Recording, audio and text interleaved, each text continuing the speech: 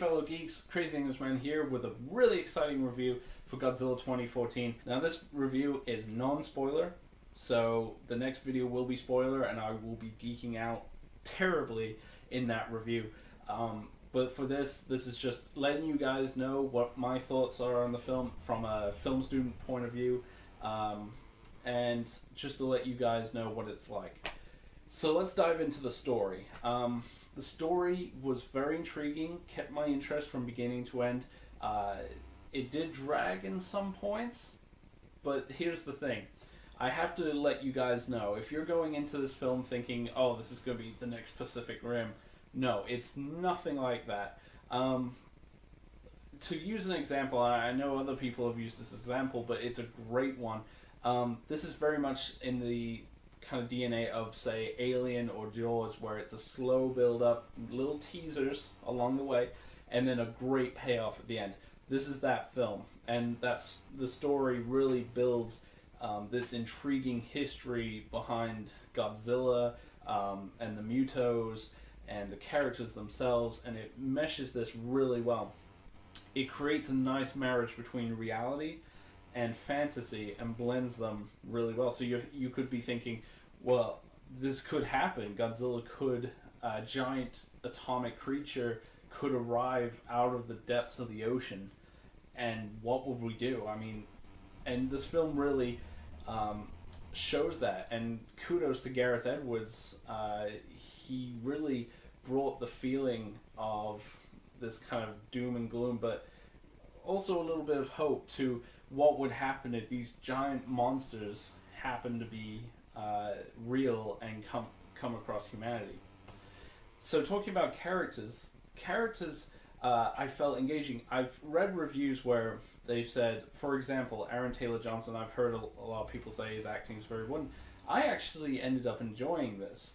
I ended up enjoying his character, and I went into this film thinking, well, I've heard people not really liking Aaron Taylor-Johnson's acting in this film.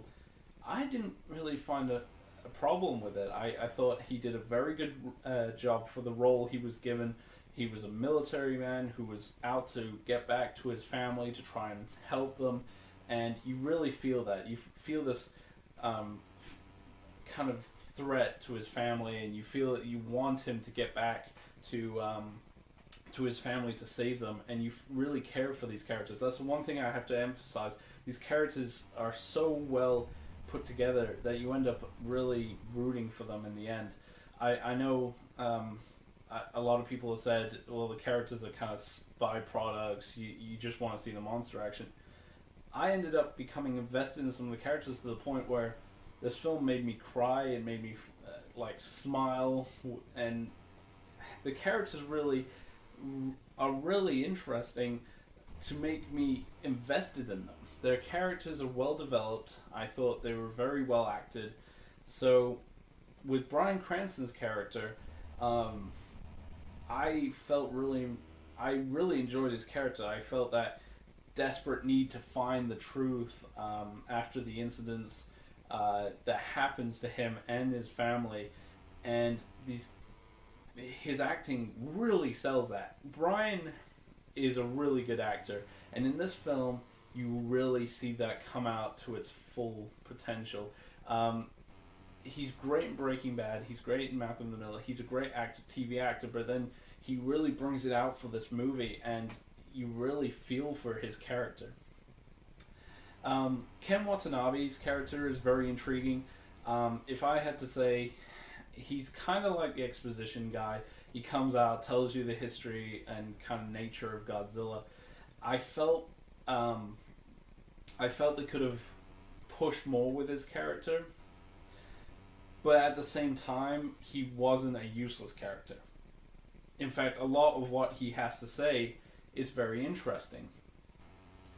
So I wish they could have rounded out his character a little bit more and find out. I mean, there's the Godzilla prequel comic, Godzilla Awakening, which goes a little bit further into that, but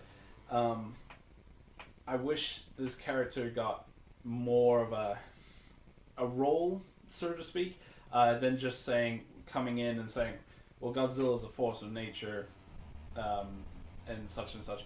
So, but again, I have to emphasize, his character was intriguing. Everything he had to say had me on the edge of my seat, just leaning in, listening, and so that's good.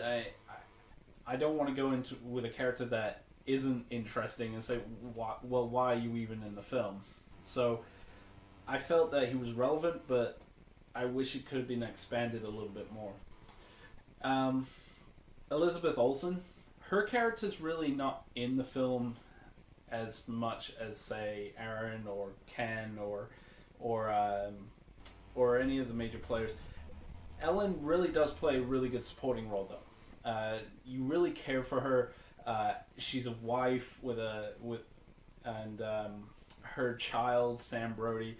They come into the movie at different intervals, and the conversations between her and Aaron Taylor Johnson, while he's trying to get back to her, you really feel for these characters, and I think she really pulls that off, and she really acts like a mother that's desperate to see her husband and have her family safe, and you really get that, and you want them to be safe.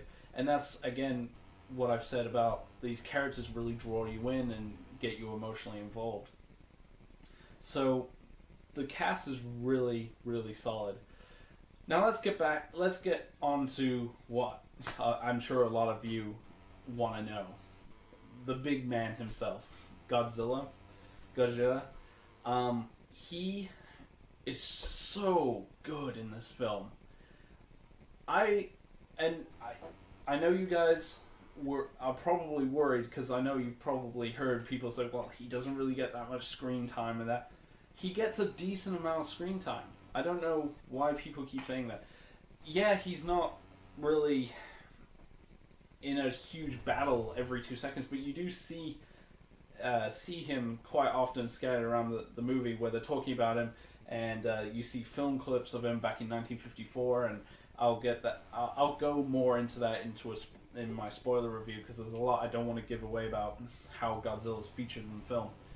But I felt that his character really, you wanted to root for him. You were both kind of afraid of him, but you were also saying, oh yeah, this guy's kick-ass. Like, he is freaking badass kaiju. So for the design wise, he's fantastic. I know the Japanese said he was fat, but when you watch the film, he's muscular. He's really, and he has to be in order to support that weight. He's 350 feet. He's going to have a lot of muscle, and that's how it comes across. And he's just a brutal fighter.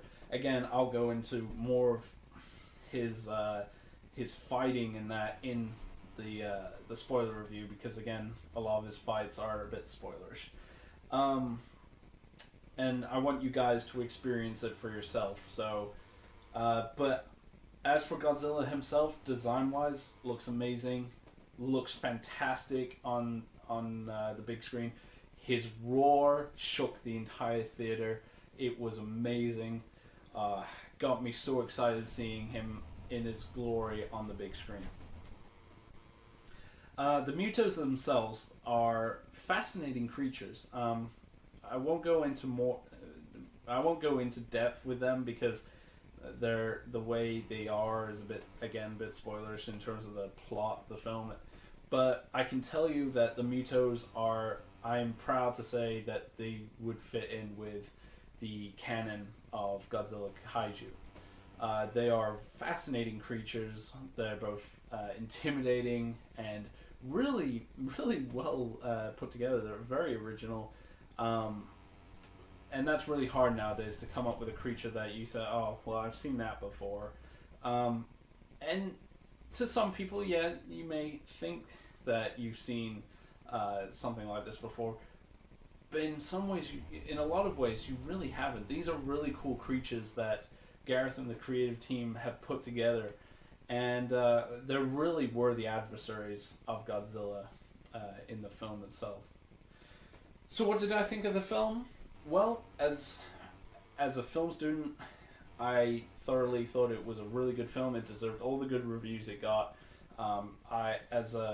If I was a casual film goer, I'd enjoy it. And again, I have to say, it's not one of those turn your brain off. There's a little bit more substance to it. So some people who are used to that kind of thing, like Transformers, they go see Transformers films a lot, that kind of filmmaking, they might get bored from this film a little bit. But if you're looking for a really good kaiju film, if you're looking for substance as well as awe-inspiring visuals, then Godzilla's the film for you. As a Godzilla fan, fantastic. It's one of the best in the series. Gareth has pulled it off. He created one of the coolest Godzilla films in the franchise, and that's hard to do. I think Ishiro Honda would be proud to see the film he directed back in 1954 leave this awesome legacy leading up to the 2014 film. I would love to see a sequel to this film. I want to see where they take the character of Godzilla. His history's fascinating. Everything about his character is fascinating. And I would recommend this film to everyone. So, what rating would I give it out of a 10? I would give this film an 8 out of 10. It's not perfect. Again, there are a bit of drag moments, but the good points way outdo the bad points. So I hope you guys have enjoyed this review. Go see Godzilla. It's out today, May 16th, and I hope you enjoy it. I will start work on the spoiler review, and yeah, until next time, this is the Crazy Englishman signing off.